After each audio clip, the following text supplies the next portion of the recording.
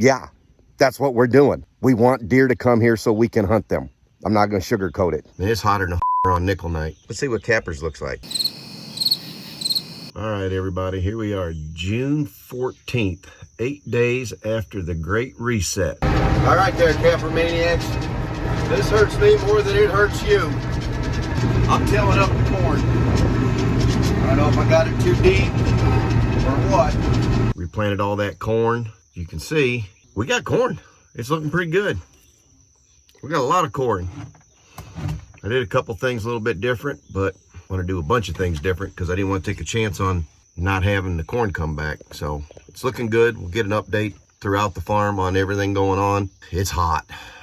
I mean, we got 100-degree temps, triple-digit heat index. Man, it's hotter than on nickel night. Humidity's so bad you could just about swim through it, but hopefully that'll be good because there's no rain for 2 weeks. So we got all this corn popping up now.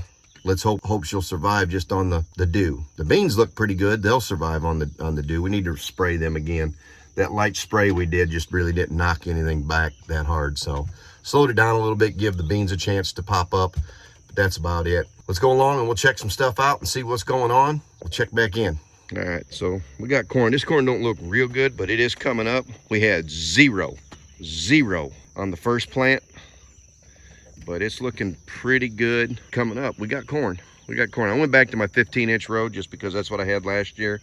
I only went to a 21, tried to get my ears built back up. I only had like 1/2 and 3/4 size of ears last year, so I was hoping I could kind of be a little more efficient, but that didn't work. Critters just annihilated it, so we're gonna go. That buckwheat's real tall right here. You can see that. That's about, I don't know, that's above my knee. Wish that's where the corn was. You can see the beans. Got pretty big bean leaves on there. Zoom in. Wow, that's big. No. So that's real time right there. See, there's beans. They're a little thin, but this is a real dry spot. I'm not sure why. It's kind of at a crest of a hill. Water don't sit on it real good, or if it's compacted. It's a little bit hard. I mean, hell, you can see the deer tracks right through there. So they're coming through here. They're nipping at them a little bit. That's okay. I mean, we planted for the deer. That's what we want to do. Bees are working this pretty hard right here. The buckwheat. This buckwheat is probably about 5 weeks old, maybe. It's so thick, I don't even want to walk through it. I'm afraid Nagili will be down in there. Never used to be worried about snakes till they started chasing me. Go back in. We'll check in a couple other spots and see how it's doing. We'll go over to the big expanded food plot and see how that buckwheat's coming along. I mean, I'm sure that it's like here, there's not a lot of, there's not a lot of ground moisture that you can see, but the dew's pretty heavy, so these big leaves are probably sucking up a lot of that. A little bit of grass down in there, but it's pulling it up, pulling the moisture out. You can see on the edge where it's a little drier, it just doesn't do quite as well. That buckwheat's really doing a good job of building some biomass. We'll probably, with these flowers, we'll have to see just how well that's still in a flower stage. We'll see if it makes a seed early enough. What we'll do is we'll disc it under, let all of them seeds that it makes germinate, and then hit it again just before, so we don't get a food plot full of buckwheat that overtakes what we want to grow. So, all right, we'll check back in. That's what we wanted to see. It's way better than what we had before. We got corn. Jiminy Crisco, man, who tills under a corn food plot for deer? I mean, if it don't work, just let it go and you won't have corn. I mean, I don't think I'd ever like replant food plots that fail. I mean, that's just me though. We got corn again. So we just get a little help from Mother Nature. We're in good shape. This is the top side. It's funny how the two sides act different, even maybe 100, 200 feet apart. The fields act so different. So it's looking good. Let's see what cappers looks like. All right, so here's that food plot that we just mowed off that got a little bit weedy because it didn't have a lot of clover in it. Not as much as I like, not enough to choke out everything. So there's some grass in there, but there's still quite a bit of clover in it. So that clover portion is kicking back. The chicory's in there.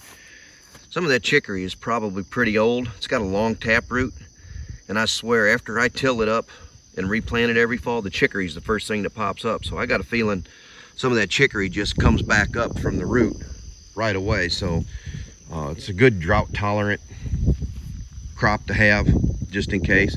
But I can see quite a bit of clover in there. I mean, this is definitely not like we're just going to keep mowing it and let it go. We're definitely going to turn this under for fall, but we might just keep it mowed down through the summer and let it go, hit it with a lot of extra nitrogen when we turn it under, get that grass and stuff to break down. We'll just keep it down enough so that the weeds aren't in there. But there's plenty of clover in there for the deer to hit on. So this is the big expanded field. Still pretty thin, not going crazy like the other spots where it's got good soil. Got some big bare spots. I got some more buckwheat coming in this week, so we'll probably, just before rain, we'll try to throw it down. Ain't gonna do much good. The birds, squirrels, turkey, chickadees, cardinals, blue jays, everything just picks that seed off the ground. So, but we'll try to get a little bit more on there, see if we can't build up a little bit more before fall. Nothing that comes as a huge surprise. Maybe we're a little disappointed. We'd hoped for more, right? You always hope for the best and prepare for the worst. This is not the worst. It could have been a lot worse than this. So we just keep working at it. Gonna have to get up and get in them blinds and start seeing if there's any flying critters. I'm allergic to wasps, so maybe I'll get Capper to come over and get stung. He looks like it don't bother him none. All right, so our plot screen is really taking off. This is deep. It's knee deep. Got a little bare spot down in there, but this is looking pretty good. It'll thicken up good. I'll try overseeding that again, but I don't know if it's going to do me much good, especially without any rain. But this is looking good. This is going to be a good barrier, good sound site barrier. That extra fertilizer I threw in it is amazing. And I got to talking to my seed representative at Pro Harvest, and gonna try something a little different next year. He's got a product, sounds interesting, but we'll see. It's looking good. It's looking real good. I'm extremely happy with this. I went extra thick on it since we made this plot so big. I had room. Last year I tried it and it was just, maybe 6-8 feet wide, and it helped, but it didn't do what I wanted. But with this plot this big now, I went 20 feet wide. Sorry about that, a little shaky. I went 20 feet wide, so used to be a trail go through right there. So we're just trying to cordon that off, kind of give a little more privacy. This looks good. This is part of the system, part of what we do. So me and Capper are kind of doing a test. He thinks it's unfair because I got a month head start on him on my soybeans. But this is that Pro Harvest bean that I picked up last year for a client, and man, I like how it performed. So that's why I was talking to him about some corn, and got some ideas with them on changing up maybe my corn plan a little bit next year. But we're going to kind of compare them to his Eagle beans. Those are good beans, don't get me wrong. I'm not bad mouthing them, but they're twice as much money. These are like $44 a bag, and I think his are like $87 a bag. And there's our corn. Really looks pretty good coming in. You can see that goes to show you how lightly I tilled the ground. And we don't till the ground deep. We don't do deep furrow, so it's not really a good comparison, to say, well, you should do a no-till. We do a very shallow till. Some of that corn still survived. That's how lightly we tilled the corn, and it's popped back up. I mean, I got some volunteer from last year, and that'll probably spray out because I need to do a little bit better job of spraying here pretty quickly. Beans look fantastic. Still need to get rid of some weeds. That light spray set the weeds back and let the beans jump up ahead of them a little bit. But I'm afraid with this hot, dry conditions, they may still try to overtake. But here's the problem I got to worry about here. Big old deer track coming through here. All right, y'all. So that's our farm vlog for this week. Keep you updated on how the corn and beans, the great reset on the corn looks. I'm gonna try to do some bush hogging today. I gotta see if I can patch together another PTO shaft. I snapped one. skew joint, hit a stump. But I got a brand new unit coming, but won't be here till the end of the week, and I'd kind of like to get some bush hog and dong here, and we'll keep it up, keep you updated, get going. It's going to slow down a little bit on the action other than just progress of the growth.